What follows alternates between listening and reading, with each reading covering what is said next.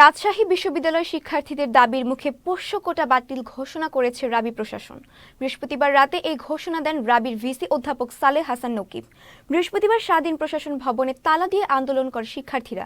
এ সময় ভবনে থাকা শতাধিক কর্মকর্তা ও কর্মচারী আটকা পড়েন। এরপর রাত 9:30টার দিকে আন্দোলনরত শিক্ষার্থীদের প্রতিনিধিদের সাথে আলোচনা শেষে পোষ্য কোটা পুরোপুরি বাতিলের ঘোষণা দিয়ে ভিসি জানান, তিনি থাকাকালীন অবস্থায় রাবিতে কোনো পোষ্য কোটা থাকবে না। এদিকে কোটা বিলুপ্তির ঘোষণার পর পাল্টা কর্মসূচি হিসেবে রোববার থেকে কর্মবিরতির হুঁশিয়ারি দিয়েছেন রাবির কর্মকর্তা ও কর্মচারীরা। এখানে বসে ব্যর্থহীন কণ্ঠে একটা কথা বলতে চাই, আমি 1% কোটারও পক্ষপাতী নই।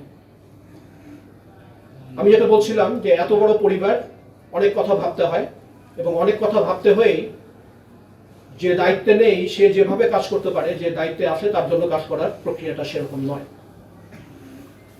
আমি এখানে পরিষ্কার করে একটি কথা বলব, প্রক্রিয়ার ভেতর দিয়েই রাজশাহী বিশ্ববিদ্যালয়ের পোষ্য কোটার সম্পূর্ণ অবলুপ্তি এবং সেটার জন্য যা কিছু করণীয় সেটা করার ব্যাপারে আমি আমার অঙ্গীকার ব্যক্ত করছি। 24-25 শিক্ষাবর্ষের ভর্তি বিজ্ঞপ্তির ভিতরে থাকলে আমাদের হবে, সেখান থেকে যদি কার্যকর করা হয় তাহলে আমাদের হবে এবং স্যার সেই কথা দিছে এবং আমরা বিশ্বাস রাখতেছি মাননীয় উপাচার্যর উপর যে তিনি এই অবশ্যই এটা কার্যকর করবেন এবং তিনি যেহেতু প্রতিশ্রুতি দিয়েছেন মিডিয়ার সবার সামনে এবং তিনি প্রতিশ্রুতি রক্ষা করার মতো একটা মানুষ, আমরা বিশ্বাস করি। সবগুলা মিডিয়ার সামনে যেহেতু তিনি প্রকাশ্যে বলছেন এটা একটা ভ্যালিডিটি এবং এটা একটা লিগ্যাল ভ্যালিডিটি আছে, রাইট?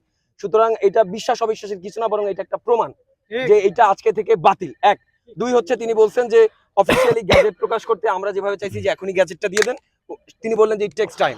সুতরাং কিন্তু আমরা বলছি যে হাউ লং, তখন তিনি বললেন যে আমরা 24-25 যে শিক্ষাবর্ষের যে ভর্তি পরীক্ষা আছে সেইটার আগে থেকেই এটা কার্যকর হয়ে যাবে। সুতরাং এটা নিয়ে আমাদের ফার্দার আর কোনো কথাবার্তা থাকার প্রয়োজনই নাই।